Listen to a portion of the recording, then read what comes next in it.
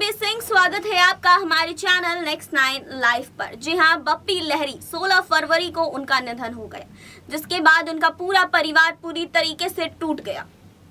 हमने देखा कि उनके बच्चों की कई वीडियोस अंतिम संस्कार से वायरल हुई, जिसमें ऐसा लग रहा था कि परिवार की हालत कितनी ज्यादा खराब है।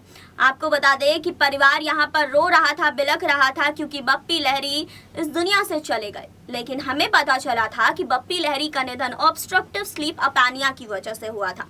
लेकिन यहाँ पर बिल्कुल ये गलत जानकारी हमें दी गई थी। उनका निधन ऑब्स्ट्रक्टिव स्लीप अपैनिया की वजह से नहीं, हार्ट अटैक की वजह से हुआ था।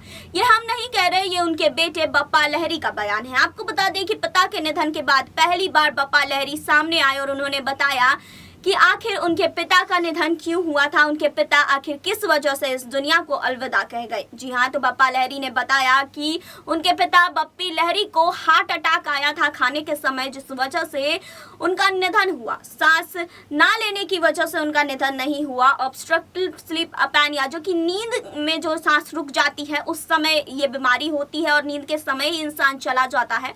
तो ऐसा कुछ भी बप्पी लहरी के साथ नहीं हुआ था। बप्पी लहरी बिल्कुल ठीक थे उस समय और उन्हें अचानक से हार्ट अटैक आया और वो इस दुनिया से चले गए। तो यहाँ पर बप्पा लहरी ने बताया है कि आखिर उनके पिता के साथ उस दिन क्या हुआ था, क्यों उनके पिता का निधन हुआ। जिस तरह से बीमारी का नाम सामने आया है, ऐसी कोई भी बीमारी बप्पी लहरी को नहीं थी। इस बात को कंफर्म किया है बप्पा लहरी ने। तो फिलहाल इस रिपोर्ट पर आपका क्या कहना है, कमेंट बॉक्स में हमें बताइए। जुड़े रहिए हमारे साथ, लाइक कीजिए, सब्सक्राइब कीजिए, बेल आइकन दबाना बिल्कुल ना भूलें।